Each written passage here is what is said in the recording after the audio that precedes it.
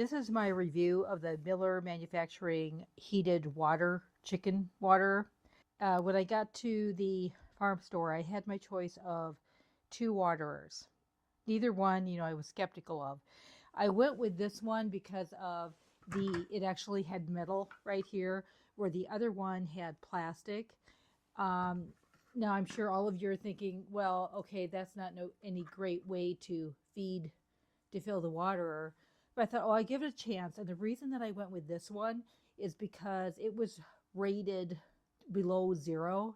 And where we live in Northeast Iowa, you definitely don't want to find a cracked water fountain in the morning in the chicken coop.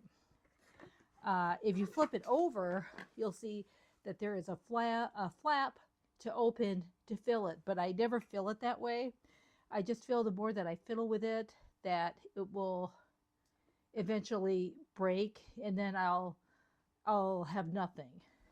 So how I fill it, it does actually work pretty good on the actually four legs it has here. So I do have trouble flipping it over, but I'll kind of give you a demonstration of what I do for that. So here's filling the water. I'm on a cement surface. Everything is going good. It's no problem. Oh, we're almost there. I fill it up as full as I can get it.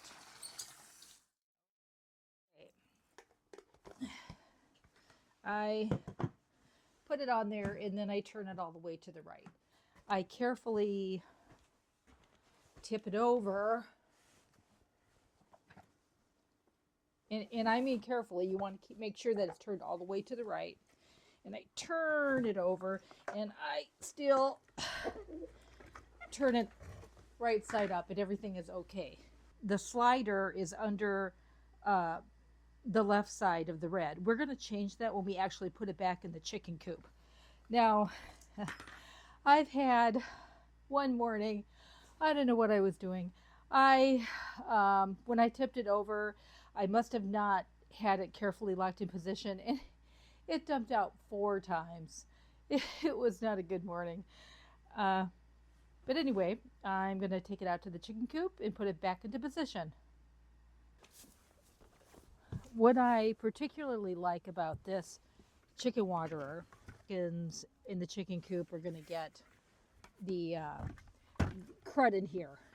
And I can take it outside of the chicken coop and I can, see if I can, I can pour it out without losing much water.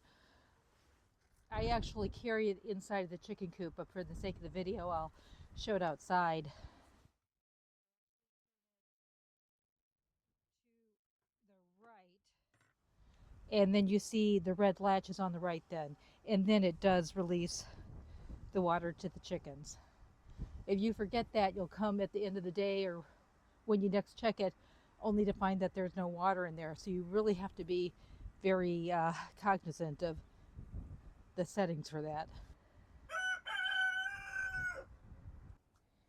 Here you can see the chickens in the chicken coop happily going after the water. That reminds me of a story I read about Laura Ingalls Wilder, and in her last years when she was living in Mansfield, Missouri, the local women would always ask her for her advice. And someone was asking about the chickens were sick. And part of the advice she gave was you always have to have clean water. So I take that to heart, and I always do a quick scrub out before I put the fresh water in. But this has made it so much easier. Before, we had an old dog dish that was electric, and we put that in thinking, oh, it'll be fine. Well, the chickens messed it up every single day, and I had to fill that up every single day. Now we have about a dozen chickens in here, and I probably change it out maybe every 5 days or so. But yeah, they seem to be pretty happy.